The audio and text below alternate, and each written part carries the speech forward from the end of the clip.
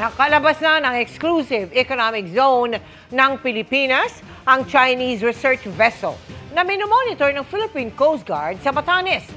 Pero sa bahagi ng Zambales, may panibago namang panghaharas ang mga barko ng China. Nakatutok si Joseph Morong. Halos buong hapon, tinangkang banggain ng China Coast Guard Vessel 3302 ang BRP Cabra ng Philippine Coast Guard 200 kilometro sa tapat ng Palawig sa Zambales kahapon. Sa isang video, makikitang halos dumikit na sa likurang bahagi ng Cabra ang barko ng China. Ayon sa Philippine Coast Guard, ang hindi raw mabangga ng barko ng China ang Cabra na doble ang laki, nag-deploy ito ng mas maliit na barko para patuloy na harasin ang Cabra. 4 na araw na nagigigitan ng barko ng China at Pilipinas sa tapat ng Zambales.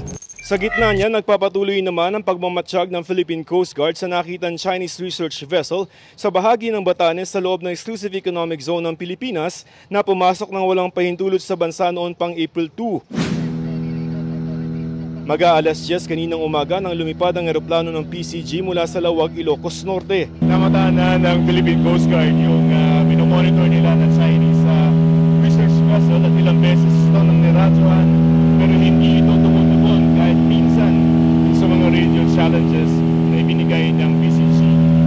Halos 1.5 oras na kami sa ere nang minamataan kaming isang barko pero isang tanker lang pala ito. Ilang minuto pang nag-ikot ang eroplano ng PCG hanggang may namataan pa kaming isa pang barko. Ilang beses itong niradyohan. You are advised that you are currently sailing within the Philippines Exclusive Economic Zone. Pero hindi ito tumugon. Sa di kalayuan may isa pang barko na namataan ng PCG. Challenge rin ito pero hindi rin ito tumugon at nagpatuloy sa mabilis na paglalayag. Hindi pa nakikilala ang dalawang barkong namataan 47 nautical miles o halos 100 kilometro hilagang silangan ng Batanes. Nasa border na ito ng air zones ng Taiwan at Pilipinas. Ayon sa PCG ngayon, nakalabas na ng EEZ ang nakitang Chinese research vessel na Songshan Dashu kaninang alauna ng hapon.